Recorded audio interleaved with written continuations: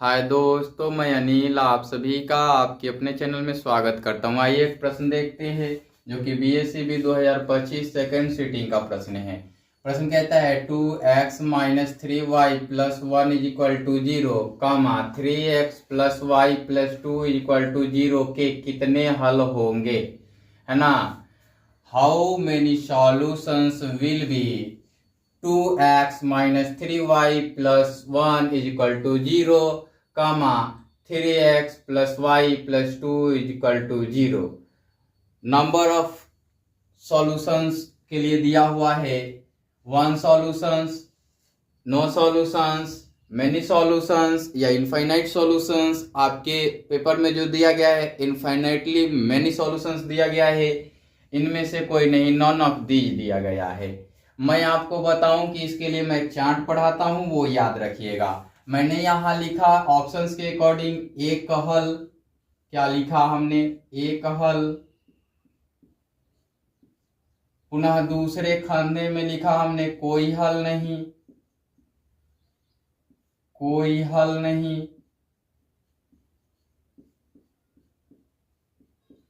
फिर हमने तीसरे खंडे में लिखा अनगिनत हल, अनगिनत हल। अनगिनत हल को दूसरे नाम से भी जानते हैं अपरिमित रूप से अनेक हल, अपरिमित रूप से अनेक हल। इसको भी एक और नाम से जानते हैं या अद्वितीय हल, अद्वितीय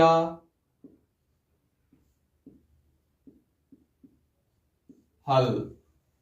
अब मैं आपको इन सब के बारे में, इससे प्राप्त होने वाले अनुपातों की तुलना के संदर्भ में कुछ इक्वेशंस लिख दूं। तो ये होता है A1 अपॉन में A2 is equal to B1 upon में B2। ये बराबर नहीं होता है, ऐसा तो डज नॉट इक्वल टू पढ़ते हैं। इसके लिए होता है A1 अपॉन में A2 is equal to B1 upon में B2 does not equal to C1 upon में C2, ऐसा होता है। आगे की ओर आते हैं, इसमें A1 अपॉन में A2 is equal to B1 upon में B2 is equal to C1 upon में C2। ये तीनों बराबर होते हैं अनुपातों की तुलना में। मैं आगे की ओर लिखूं तो इसको लिखता हूं मैं, इसको संगत हल, संगत हल या संगत समीकरण निकाय। इसको असंगत, असंगत हल या असंगत, ये आश्रित हल होंगे या आश्रित होंगे, आश्रित हल या आश्रित ही केवल बोलेंगे। अंग्रेजी में भी मैं बता दूंगा, चिंता करने की जरूरत नहीं है, ठीक है ना। अब इसको अविरोधी बोलते हैं, अविरोधी, विरोधी समीकरण निकाय या अविरोधी हल, इसको विरोधी समीकरण निकाय बोलते हैं। और इसको आश्रित ही बोलते हैं, इसको आश्रित ही बोलते हैं। अब मैं आता हूं आगे की ओर। तो एक चीज मैं आप सभी को समझा दूं कि इसको अंग्रेजी में हमने बता दिया है नो इसको 1 solutions, no solutions, many solutions या इनफाइनाइट सॉल्यूशंस या इनफाइनाइटली मेनी सॉल्यूशंस, ऐसा बोलते हैं। अब इसका समीकरण निकाय तो सबके लिए बराबर होता है ना। संगत हल के लिए लिखते हैं consistent solution, inconsistent solutions, और इसको लिखते हैं डिपेंडेंट सॉल्यूशंस। अविरोधी के लिए भी वही होता है और विरोधी के लिए वही होता है।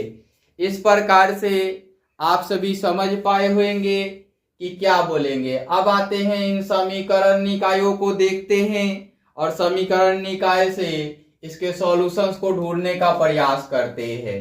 यहाँ देखिए A1 जो है वो है 2, A2 जो है वो है A2 जो है 3 है, यहाँ B1 जो है वो आपका -3 है और B2 जो है वो 1 है और C1 जो है वो 1 है और C2 जो है वो 2 है। अब एक चीज देखिए कि यहाँ पे ये मत पूछिएगा कि सर एक ऐसा भी समीकरण होता है ax plus by is equal to C, तो c यहाँ पे ऐसे नहीं होता है, ये c इधर ही लिखा जाएगा और ये 0 के बराबर लिखा जाएगा, है ना। ये कांस्टेंट इधर की ओर होगा तभी इस प्रकार से ये लिखेंगे abc, है ना। यहाँ पे इसके बराबर में 0 होगा, प्लस माइनस कुछ भी हो सकता है ना, तो इस प्रकार से होगा। अब आते हैं हम आगे की ओर, A1 अपॉन में A2 फाइंड आउट करते हैं तो ये 2/3 आएगा। B1 अपॉन में B2 फाइंड आउट करते हैं तो -3 अपॉन में 1 इज इक्वल टू -3 आएगा। C1 अपॉन में C2 फाइंड आउट करते हैं तो 1 अपॉन में 2 आएगा, यही तो आएगा ना।